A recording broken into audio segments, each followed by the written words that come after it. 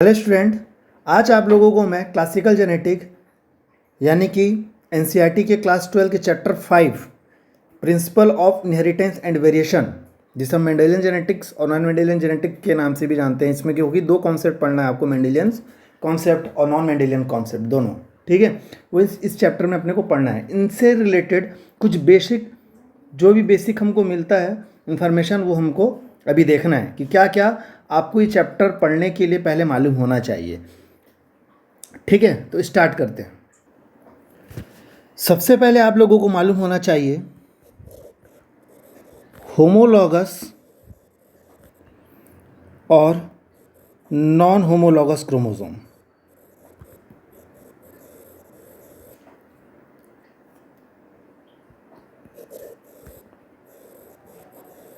इसको हिंदी में समजात और विषमजात गुणसूत्र भी कहते हैं। क्या? समजात होमोलॉगस और विषमजात नॉन होमोलॉगस क्रोमोसोम भी हम कहते हैं। देखो, हम इसको ना अपने एग्जाम्पल समझेंगे ना, तो मुझे लगता है आप लोग ज़्यादा अच्छा समझोगे। जैसे कि बोल देता हूँ मैं कि हमारे पास मान 23 पेयर क्रोमोसोम है। कितना? 23 पेयर, है ना। तो मैं एक काम करता हूँ, एक ग्रीन कलर से बनाया है ये क्रोमोसोम, ठीक है। ये एक मम्मी से आया हुआ और एक पापा से आया हुआ, ठीक है। तो ये एक पेयर हुआ, ठीक है। और एक मैं दूसरा लिया, 2 नंबर क्रोमोसोम, ये दूसरा पेयर हुआ, ठीक है।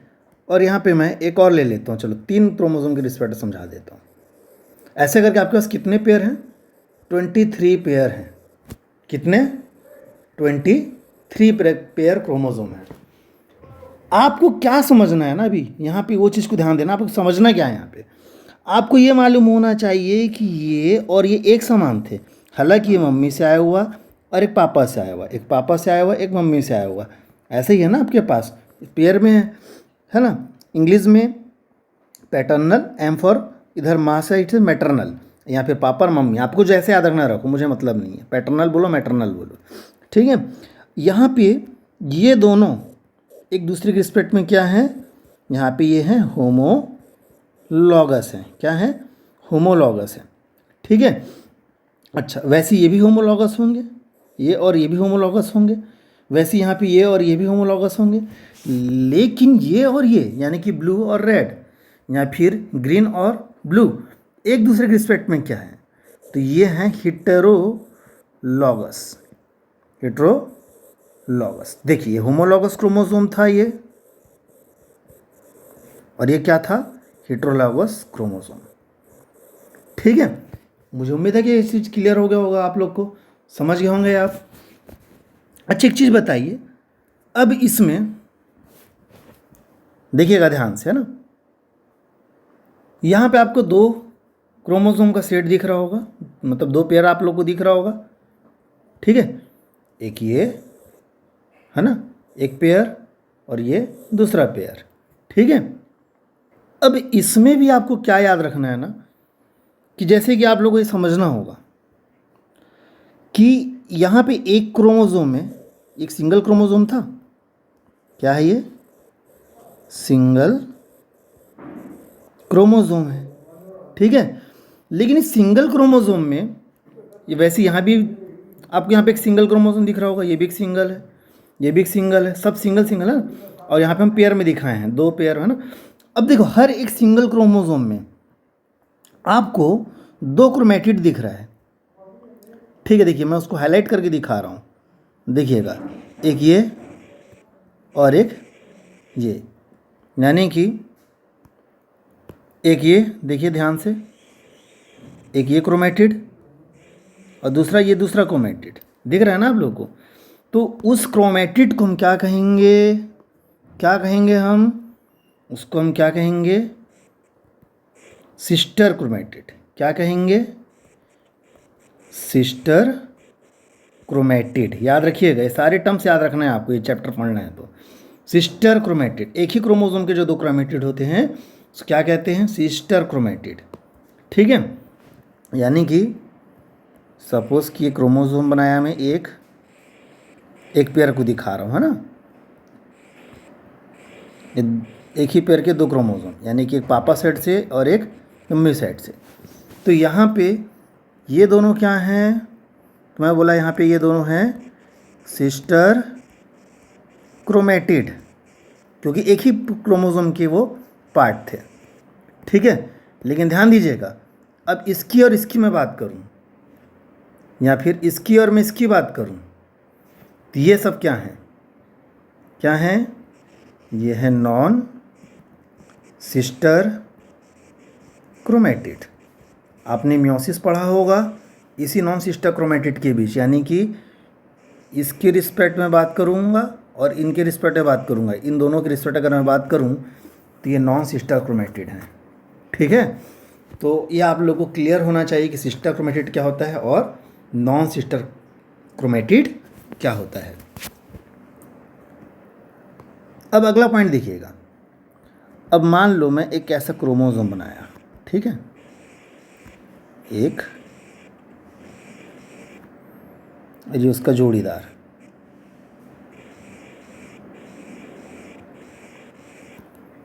ठीक है।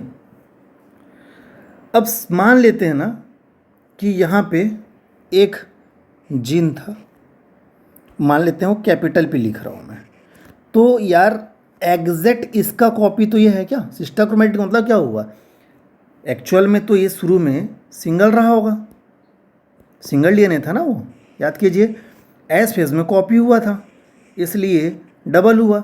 तो अगर मान लेते हैं यहाँ पे क्या था बोला मैं, यहाँ पे क्या है बोला मैं, पी, है ना। अगर इस पॉइंट पे पी था तो कॉपी होने के बाद भी कैपिटल ही पी बनेगा, मतलब एग्जैक्ट कॉपी है तो, ठीक है। आप समझना है इस चीज़ को मैं क्या बता रहा हूँ, कैपिटल पी स्मॉल पी क्यों बोल रहा हूँ, ये सब चीज़ हम क्लियर करेंगे, धीरे धीरे चीज़ों को समझना है, ठीक है। यानी कि यहाँ पे एक डोमिनेंट जीन है। अब आप लोग 10th बेसिस पे पढ़ के आए हो, ये तो मालूम होगा डोमिनेंट और रिसेसिव क्या होता है। अगर मान लो कोई एक पेड़ है, इसकी लेंथ लंबी है ना, लंबा है ये, मैं बोला एक जीन उसको रेगुलेट करता है, पी जीन, और एक बौना पौधा है, मैं बोलता हूँ इसको एक जीन रेगुलेट करता है, तो मैं वहाँ पे लिख देता हूँ क्या, स्मॉल पी, या फिर आप लिखते हो मोस्टली कैपिटल टी और यहाँ पे स्मॉल टी। तो स्मॉल वर्ड किसके लिए रहता है, रेसेसिव के लिए, और कैपिटल किसके लिखे थे आप, डोमिनेंट के लिए। आप लोग को याद होगा, आप लोगों ने 10th में भी पढ़ाया है, ठीक है। हालांकि हम इसको डिटेल में पढ़ेंगे, है ना। तो इस जगह पे भी मैं क्या बोलूँगा, यहाँ पे कैपिटल पी। मान लेते हैं ये पैटर्नल था, अरे मैटरनल, ठीक है, और मैटरनल में भी यहाँ पे सेम है, कोई दिक्कत नहीं, कैपिटल पी और कैपिटल पी। लेकिन यहाँ पे कैपिटल क्यू था, तो यहाँ भी कैपिटल क्यू और यहाँ पे स्मॉल क्यू, यहाँ पे स्मॉल क्यू, यानी कि यहाँ पे क्यू डोमिनेंट और यहाँ क्यू रेसेसिव है, ठीक है। इस प्रकार से बना रहा हूँ, है ना। अभी समझिएगा मैं क्या बताना चाह रहा हूँ मैं। और यहाँ पे ले लेते हैं कि यहाँ पे स्मॉल आर था, यहाँ भी स्मॉल आर था, और यहाँ भी स्मॉल आर था, और यहाँ भी स्मॉल आर था। मैं समझाने के लिए बता रहा हूँ, ऐसे क्यों लिख रहा हूँ, क्या कर रहा हूँ बताऊँगा।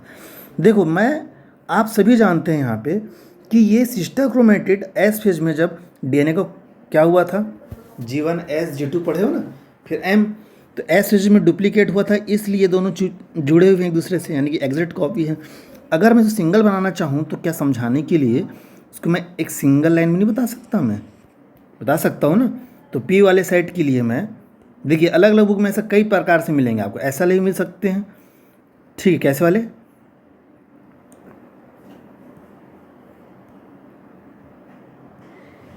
ठीक है, एक ये वाला पैटर्न दिख सकता है, या फिर यहाँ पे जो दूसरा पैटर्न बना रहा हूँ वो भी आपको देखने को मिल सकता है। अब देखिए सेम चीज़ है, सेम वही चीज़ है ना, समझाने के लिए मैं बता रहा हूँ कि कई पैटर्न आपको मिल सकते हैं। देखो यही पी और एम, सेम क्रोमोसोम को मैं यहाँ तो ऐसे बना रहा हूँ, यहाँ तो ऐसे बना रहा हूँ। अब यहाँ पे मैं एक ही ठो को दिखाऊंगा, क्यों, क्योंकि वो तो इसका एग्जैक्ट कॉपी था। तो यहाँ मैं बोला कैपिटल पी, और यहाँ क्या था, कैपिटल पी, कोई दिक्कत नहीं। यहाँ पे देखते हैं कैपिटल क्यू, ठीक है, एग्जैक्ट कॉपी है भी क्यू, इस वाले को देखिए यहाँ पे, और यहाँ पे लिखा मैं स्मॉल क्यू, ऐसे भी लिख सकता हूँ मैं, ठीक है, ये सिंगल है ना, तो सिंगल का क्या था यहाँ पे स्मॉल आर, और ये भी सिंगल था ना यहाँ पे, तो इसका देखो क्या है स्मॉल आर। ठीक है, या तो आप ऐसे दिखाओ या तो ऐसे। आप जब इसको मैचिंग करेंगे तो मुझे पूरे विश्वास से समझ आ जाएगा कि मैं क्या बताना चाह रहा हूँ। सिस्टर क्रोमेटिड है ना, सेम है वो, लेकिन यहाँ पे पी और एम अलग अलग है, एक पापा सेट का एक एम सेट का है। ठीक है, तो क्या उनमें भी सिमिलर है, क्या उनमें डिसिमिलर है, कुछ चेंजेस है, हम ये देखना चाह रहे हैं अभी। ठीक है, अब यहाँ पे आपको क्या समझना है कि इसमें जो ये जीन बनाया हूँ मैं, ठीक है, उसके रिस्पेक्ट में पढ़ने वाले हैं अपन, और वो चीज़ है एलील। अब आप सोच रहे होंगे एलील कहाँ से आया, ये चीज़ समझना बहुत ज़रूरी है। एलील क्या है? It is alternative form of gene. अब कई लोगों को भ्रांति, ये मतलब कई लोगों को ये कन्फ्यूज़न रहता है, क्योंकि बुक में या मेंडेलियन कॉन्सेप्ट में आप पढ़े रहते हो कि एलील 2 होता है। एक जीन के लिए एलील आप क्या पढ़ते हो, 2 पढ़ते हो, यानी जैसे कि capital T and small T. भाई ये 2 मेंडेलियन कॉन्सेप्ट के लिए था, लेकिन याद रखिएगा एक जीन का मैनी यानी बहुत सारे अल्टरनेटिव फॉर्म हो सकते हैं। समझ आ रहा है मेरी बात? For example human blood group antigen, यहाँ पे IA एक एलील था, IB 2 एलील है, और IO 3। यहाँ पे 3 एलील हैं एक ही जीन की, 3 अल्टरनेटिव फॉर्म है ब्लड ग्रुप के। ठीक है, जबकि मेंडेलियन वाले में, मेंडेलियन कॉन्सेप्ट में आप 2 एलील पढ़ते हो। For example capital T small T, capital R small R. ठीक है, तो याद रखना कि एक जीन का कितना अल्टरनेटिव फॉर्म हो सकता है, एक जीन का मैनी अल्टरनेटिव फॉर्म हो सकता है। ठीक है, भूलना मत इस बात को। जितना म्यूटेशन होगा उतना अल्टरनेटिव फॉर्म होगा। म्यूटेशन तो आप पढ़े हो ना, लास्ट टॉपिक पढ़े हो mutation. Our genetic is dynamic in nature लिखे हो आप, यानी कि उसमें हमेशा चेंजेस और वो कार्य मतलब प्रोसेस उसमें हमेशा होता रहेगा, तो चेंजेस आएगा ही आएगा। तो एलील जीन का अल्टरनेटिव फॉर्म बनता ही रहेगा, आप बोल ही नहीं सकते। अब ह्यूमन ब्लड ग्रुप में देखिए ना 3 है, ऐसे ही अब और भी बहुत सारे एग्जाम्पल हैं। हाँ, लेकिन एक इंसान के अंदर कोई 2 ही एलील होगा। क्यों 2 ही एलील होगा? क्योंकि आपके पास मम्मी से और पापा से 2 लोग सी बस क्रोमोजोम आए हैं ना, तो हर क्रोमोजोम में जो एलील होगा वो 2 ही हो सकता है, मतलब एक पापा सेट का और मम्मी सेट का। हाँ, हमारे समाज में बहुत सारे डिफरेंट एलील हो सकते हैं। जैसे हाइट के लिए देख लो, किसी का हाइट 6 फीट है, किसी का 7 फीट है, किसी का 6.5 मतलब 6.5 है, किसी का 5.8 है, किसी का 5 है, किसी का 4 है। मतलब इतने सारे एलील जो डोमिनेंट हो रहा होगा वो हाइट हमको शो हो रहा होगा, या तो दोनों मिक्स फॉर्म पे दे रहे होंगे, है ना, ये भी हो सकता है। यानी कि मम्मी और पापा साइड से जो जीन थे वो आपस में मिलकर अपना फिनोटाइप दिखा रहे होंगे। तो हमको पढ़ना है कितने टाइप से वेरिएशन आते हैं, क्यों आते हैं, कैसे इनहेरिटेंस होता है, पर्टिकुलर कोई एक ही जीन डोमिनेंट होता है कि 2 जीन डोमिनेंट हो सकते हैं। सब टाइप से केस मिलने वाला है, सब टाइप से चीज़ पढ़ने वाले हैं। मतलब हम कंप्लीट डोमिनेंस भी पढ़ेंगे, इनकम्प्लीट भी पढ़ेंगे, ठीक है, और को डोमिनेंट भी पढ़ेंगे। बहुत सारे केस मस्त पढ़ने वाले हैं। लेकिन ये सब चीज़ पढ़ने के लिए पहले कुछ चीज़ क्लियर होना चाहिए। वो चीज़ क्या है? वो चीज़ यही है कि एलील क्या है ये बच्चे समझ नहीं पाते हैं। तो मुझे पूरा विश्वास है कि एलील और एलिलोमॉर्फ जैसे नामक ये सब चीज़ों में आपको कन्फ्यूज़न नहीं होगा। एलील और एलिलोमॉर्फ एक ही चीज़ है। एलील मतलब अल्टरनेटिव फॉर्म ऑफ जीन, एलिलोमॉर्फ बोलने से आप किसी जीन के अभिव्यक्ति को बताते हो कि उनके 2 अलग अलग फिनोमेन हैं। मतलब उनका अलग अलग क्या है बोलना चाहिए, उनका अलग अलग एक्सप्रेशन है। जैसे कि मैं लिख दिया कैपिटल टी, तो मुझे पता चलता है कि ये 6 फीट का प्लांट है, और मैं लिख देता हूँ स्मॉल टी, दोनों दूसरों के एलील हैं। देखिए स्मॉल टी कारण 3 फीट आ रहा है, तो ये एलिलोमॉर्फ हुआ। ठीक है, मॉर्फ वर्ड आ जाता है मॉर्फोलॉजी के लिए। तो क्रोमोसोम में जो हम एलील को पेयर में जो दिखाते हैं ना, उसके लिए हम एलिलोमॉर्फ वर्ड यूज़ करते हैं। अदरवाइज है एक ही चीज़, एलील और एलिलोमॉर्फ एक ही चीज़ है। ठीक है, एक टर्म्स हैं जिसको आप अलग अलग जगह पे अलग टाइम रूप में रिप्रेजेंट करते हैं। ठीक है, तो मुझे विश्वास है कि आप लोगों को ये चीज़ समझ आ गया होगा कि एलील क्या है। ठीक है, अब इसी एलील के रिस्पेक्ट में देखते हैं, अब आगे बढ़ रहा हूँ मैं। ठीक है, अब एलील को देखते हैं और अच्छे से। अब देखो, अब मान लीजिए क्रोमोसोम है पापा साइड से और एक क्रोमोसोम है मम्मी साइड से।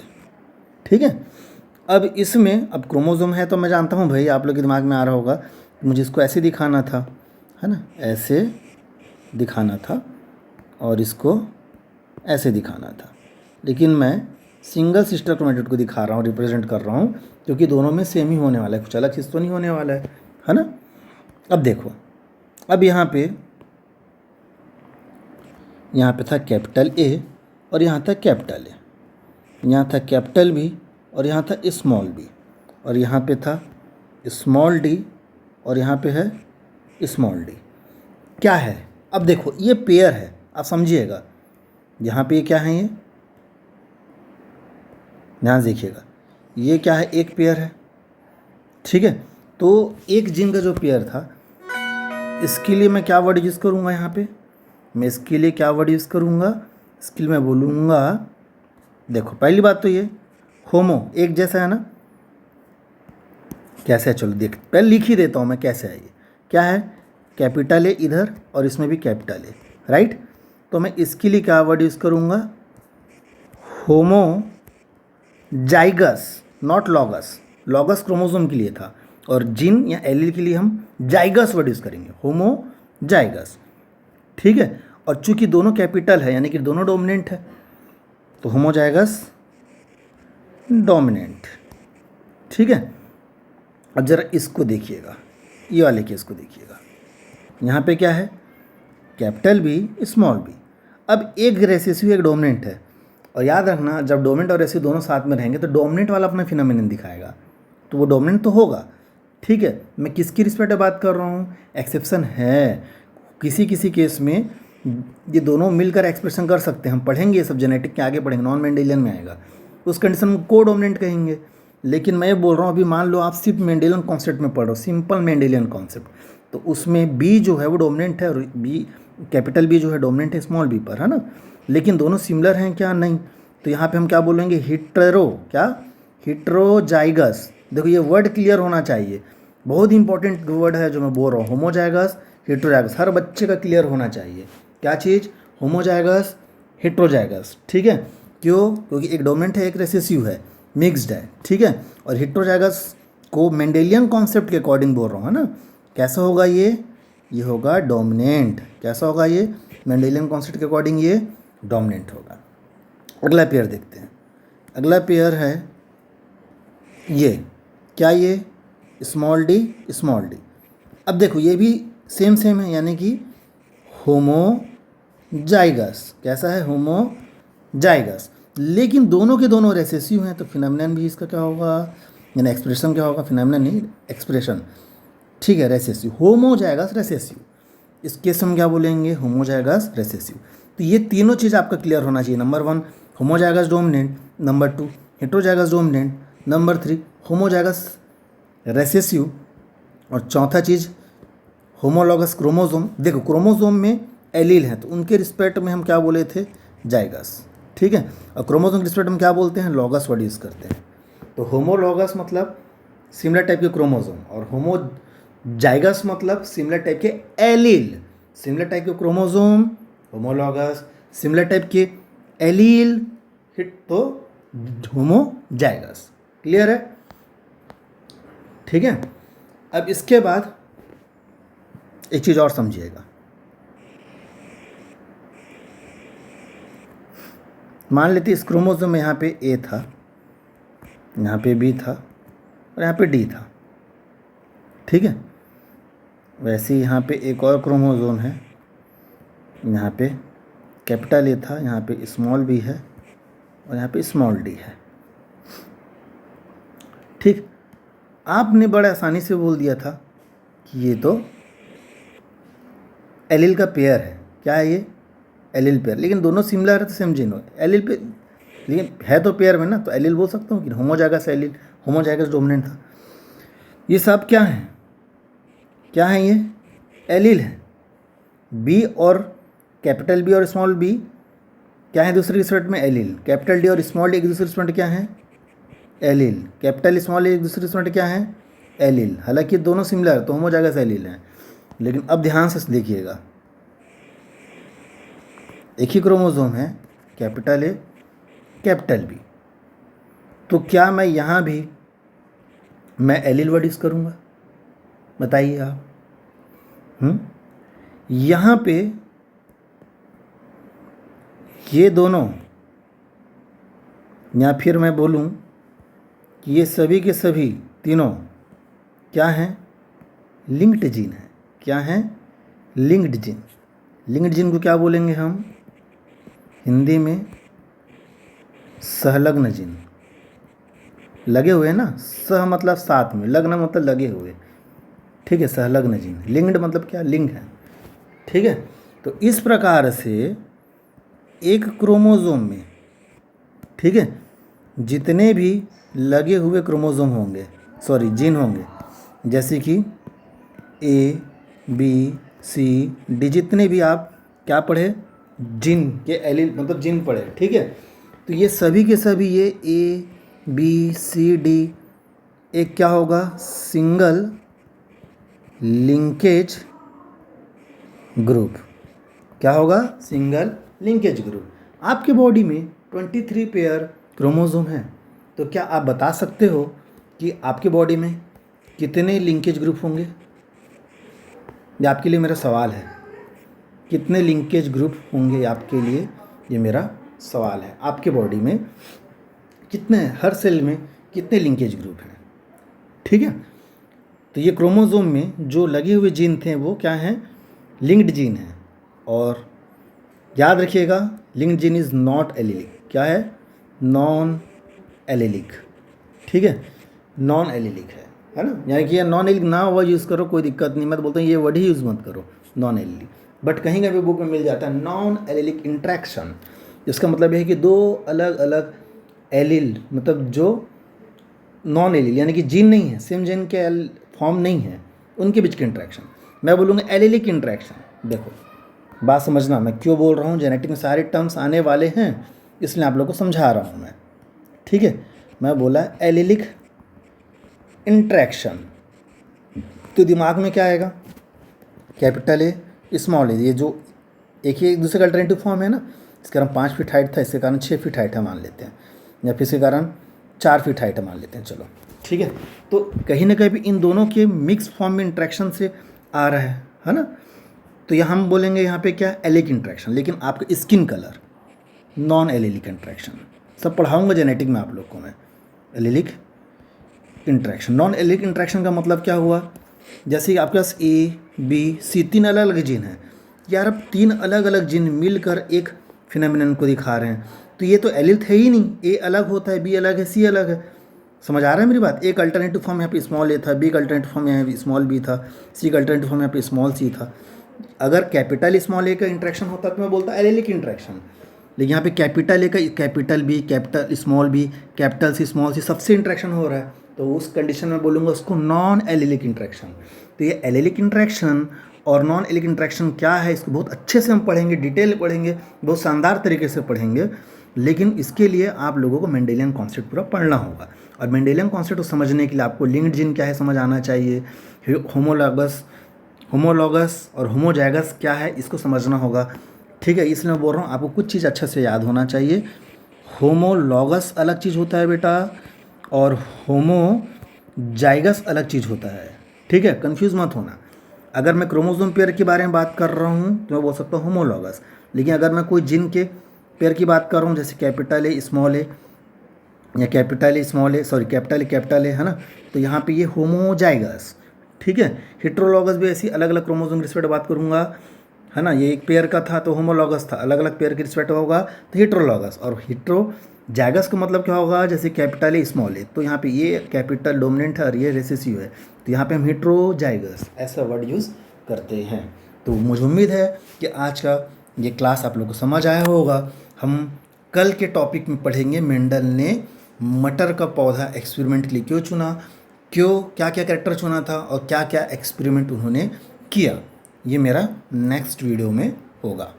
ठीक है, तब तक के लिए वेट कीजिए आप।